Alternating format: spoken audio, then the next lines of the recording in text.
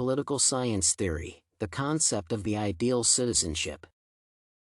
In the system of political organization of society, an important place belongs to the state. The state has not always existed and is currently the result of the historical development of society and its natural division into various social groups.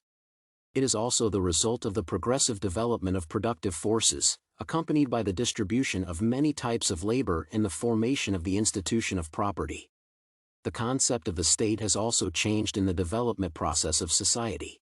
Different philosophers had their ideas of an ideal state, for example, Aristotle and John Locke. Even though each point of view has its characteristics, each of them has its followers and adherents. Citizenship is a stable legal relationship of a person with the state, generating mutual rights and obligations. In addition, it is a status associated with belonging to a particular state, which presupposes the legal recognition of a person's nationality within the country and abroad and granting him full rights and obligations provided for in the country's legislation. This concept is also used in a broader sense, as a legal provision related to a person's belonging to a community or union of states united by a shared history, culture, and traditions. Comparing the idea of the ideal citizenship of Locke and Aristotle, it can be seen that some of their thoughts converge, but some are opposed to each other. They agree that people live in society and should act to benefit their halo of life.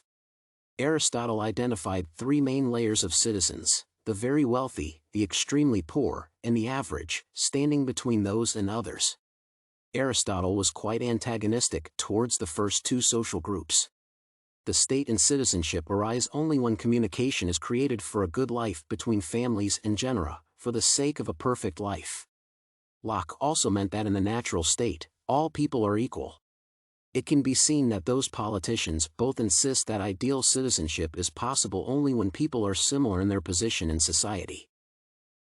John Locke and Aristotle also had different opinions about ideal citizenship. Thus, Locke believed that the natural state is a life in which people have unlimited freedom and equal rights, of which the most important is the right of ownership. People agree to abandon the natural state in favor of living in the state because they understand that life is safer in the state. According to Aristotle, the poor and the rich are elements opposing each other in the state. As a result, depending on the predominance of one or another of the elements, the corresponding form of government is also established. Aristotle distinguished the following forms of government: monarchy, aristocracy, and politics. Deviation from monarchy gives tyranny, deviation from aristocracy, oligarchy, from polity, democracy. At the heart of all social upheavals is property inequality. The best state is a society in which the middle element is represented in a more significant number, where it is of greater importance than both extreme elements. Aristotle advised observing the ruling persons so that they do not turn the public office into a source of personal enrichment.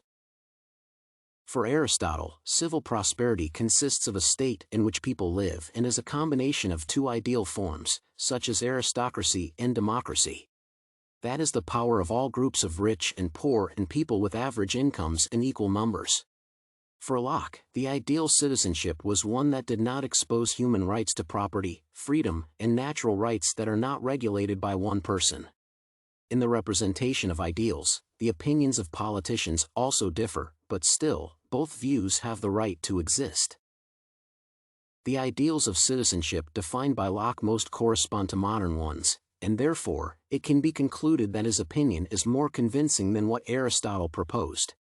Locke fully shares the ideas of natural law, social contract, popular sovereignty, inalienable freedoms of the individual, the balance of power, and the legality of rebellion against the tyrant. But he did not just reproduce such ideas expressed by others before him. Locke developed them, modified them, supplemented them with new ones, and integrated them into a holistic political and legal doctrine, the doctrine of early bourgeois liberalism. The state, according to Locke, is a collection of people united into one whole under the auspices of a law established and created by a judicial authority competent to resolve conflicts between them and punish. The state differs from all other forms of collectivity in that only it expresses political power. It represents the right, in the name of the public good, To create laws to regulate and preserve property and the right to use community force to enforce these laws and protect the state from external attacks. According to Aristotle, the state is a product of natural development.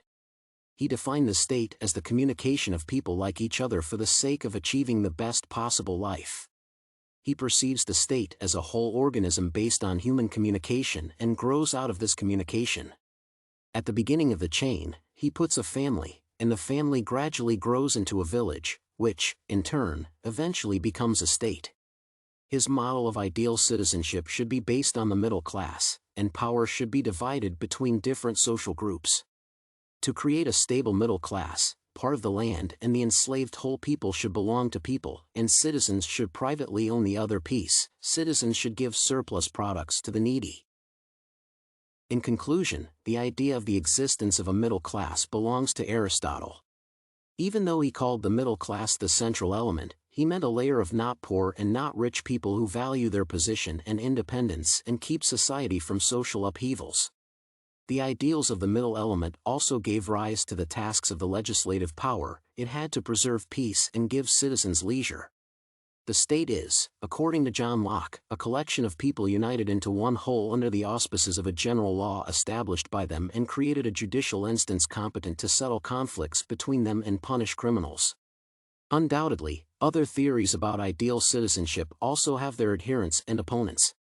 Each of these theories has a right to exist, but still, states have already adopted certain frameworks and forms, which are quite difficult to change.